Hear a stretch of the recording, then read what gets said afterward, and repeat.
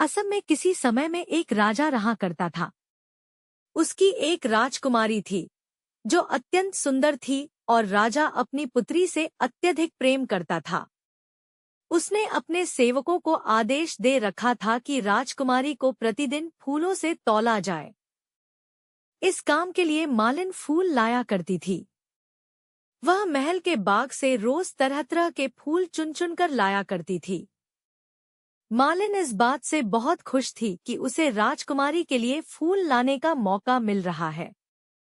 राजमहल के बगीचे में एक सुंदर तालाब था। तालाब में रंग बिरंगी मछलियां थीं। एक दिन मालिन जब अपने पति माली के साथ तालाब पर गई तो उसने उसमें सालुक के फूल उगे देखे। ये फूल बड़े बड़े सफेद, गुलाबी और पीले रंग के थे। सालुक का फूल कमल के फूल की ही प्रजाति है, जिसमें खुशबू नहीं होती और इसकी सब्जी बनती है। उन फूलों में एक बहुत ही बड़ा फूल भी था, जिसकी सुंदरता से मालिन अभिभूत हो गई और उसने सोचा कि इस फूल को तोड़ लिया जाए तो इसकी बहुत ही स्वादिष्ट सब्जी बन सकती है। उसने उस फूल को तोड़ लिया। माली ने जब घर आकर अपनी कटारी से फूल को काटना चाहा ताकि सब्जी बन सके तो उसमें से एक आवाज आई, मुझे मत काटो, मैं सालुक कुंवर हूँ और इस फूल के अंदर ही बैठा हुआ हूँ। मुझे काटना है तो किनारों से काटो ताकि मैं बाहर आ सकूं। आवाज सुनकर माली डर गया, पर मालिन ने बड़ी सावधानी से फूल की एक एक पत्ती अलग करनी शुरू कर दी। पत्तियों के अलग होते ही उसमें से एक प्यारा सा सुंदर बालक बाहर निकला। निःसंतान माली व मालिन उसे ईश्वर का उपहार मानकर बेटे की तरह उसकी परवरिश करने लगे। समय बीतने के साथ सालुक कुंवर एक सुंदर नौजवान में बदल गया। उधर राजकुमारी भी एक सुंदर युवती बन चुकी थी। मालिन अभी भी राजकुमारी के तौलने के लिए महल में फूल लेकर जाती थी। राजकुमारी की सुंदरता के बारे में सालुक जितना सुनता, उससे मिलने की चाह उसके अंदर उतनी बलवती होती जाती।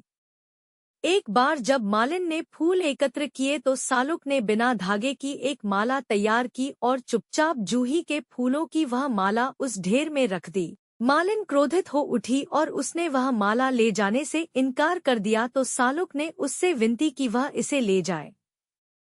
राजकुमारी ने जब वह माला देखी तो पूछा कि यह कहाँ से आई है। मालिन को तो पता था कि उसके बेटे ने इसे रखा है, लेकिन राजकुमारी के पूछने पर वह डरकर राजकुमारी से माफी मांगने लगी, पर राजकुमारी तो माला देख बहुत खुश हो गई थी। जब उसे सच का पता चला तो उसने कहा कि वह सालुक कुंवर से मिलना चाहती है। सालुक कुंवर का रूप देख राजकुमारी समझ गई कि यह कोई साधारण इंसान नहीं है। उससे मिलने पर राजकुमारी को उससे प्यार हो गया और उन्होंने विवाह करने का निश्चय किया।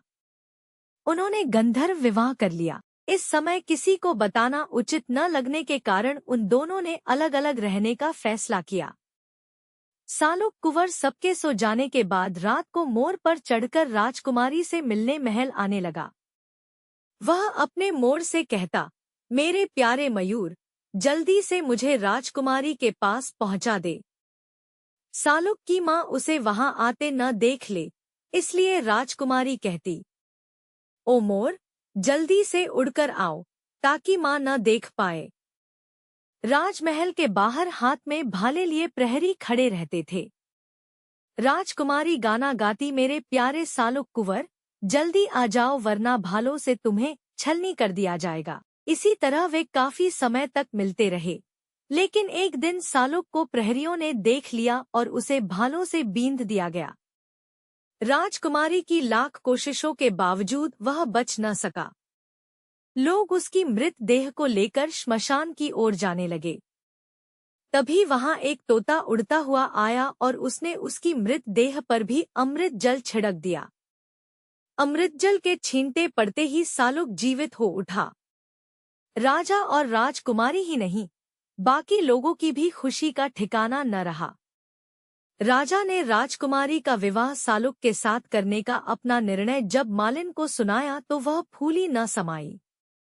परंपरानुसार उन्होंने चढ़ावे के लिए मछली, मिठाइयाँ, दही और पान सुपारी ली। विवाह के दिन पुरोहित ने सालुक कुंवर और राजकुमारी के सिर पर आम के पत्ते से जल छिड़का। उनके माथे पर काला लेप लगाया गया। वर के शरीर पर चंदन का लेप किया गया और फिर उसे अंगूठी, कपड़े और दही उपहार स्वरूप दिए गए। फिर आम की लड़की की आग जलाई गई और सालुक कुंवर ने आग में चावल, घी और फूल समर्पित किए। पुजारी ने मंत्रों का उच्चारण किया और इस तरह उनका विवाह संपन्न हो गया। विवाह के बाद राजा ने सालुक को दरबार में एक महत्वपूर्ण पद दे दिया। राज दरबार के कई लोग उससे द्वेष रखने लगे। एक माली के बेटे को अपने बराबर सम्मान पाते देख उन्हें बहुत बुरा लगा और वे उसके खिलाफ षड्यंत्र रचने लगे। एक दिन राजा ने अपने सारे संबंधियों को शिकार पर चलने के लिए कहा, पर सालुक कुंवर को यह सोचकर आमंत्रित नहीं किया कि वह तो शिकार करना जानता ही न होगा। राज दरबारियों ने भी राजा के कान भरे कि एक माली के बेटे में राजसी गुण कहाँ से आ सकते हैं। राजकुमारी व सालुक दोनों ही इस बात से बहुत आहत हुए, पर कुंवर ने राजकुमारी को समझाते हुए कहा, परेशान मत हो, मैं ही सबसे ज्यादा शिकार करके लौटूंगा। राजा ने नहीं बुलाया तो क्या, शिकार पर तो मैं जा ही सकता हूँ। जो लोग सालुक को छोड़कर जंगल में चले गए, वे एक चिड़िया भी नहीं मार सके, लेकिन सालुक बहुत एकाग्रता से शिकार करने में जुट गया और उसने हिरणों का शिकार किया। वह ऐसा सबसे छिपकर कर रहा था।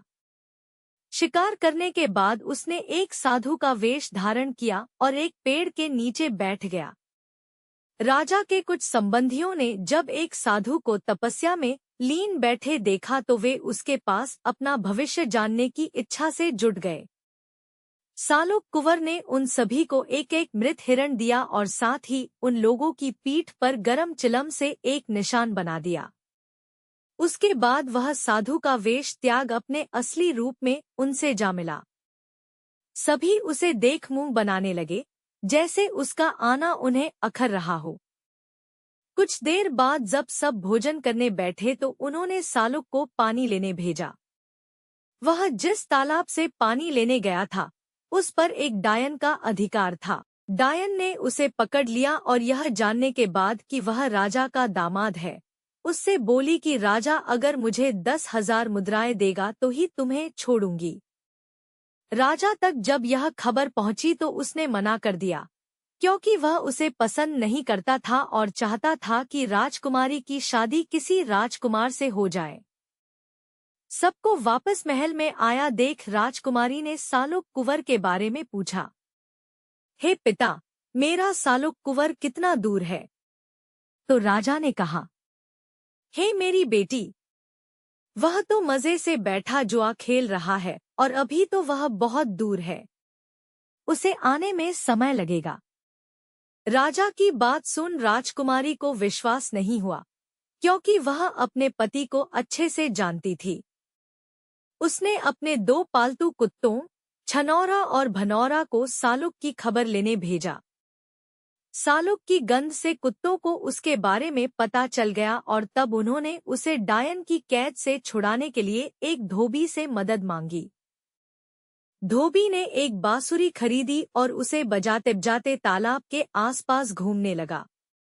बांसुरी की आवाज सुनकर डायन के बच्चे तालाब से बाहर निकल आए। धोबी बांसुरी बजाता गया और बच्चे उसके पीछे पीछे चलते जंगल तक आ गए। डायन उनके पीछे पीछे गई, पर वापस लौटने की राह नहीं ढूंढ सकी और सालुक कुंवर मौका मिलते ही कुत्तों के साथ वापस महल में पहुंच गया। राजकुमारी उसे देख बहुत खुश हो गई। सालुक ने सबको सच्चाई बताई। तब राजा को एहसास हुआ कि सालुक वास्तव में बहुत ही योग्य इंसान है। अपनी बात को सिद्ध करने के लिए उसने राजा को लोगों की पीठ पर पड़े निशानों को भी दिखाया और सब जान गए कि सारे शिकार उसने ही किए थे। राजा को अपनी भूल का एहसास हुआ और उसने उससे माफी मांगते हुए उसे अपना उत्तराधिकारी घोषित कर दिया।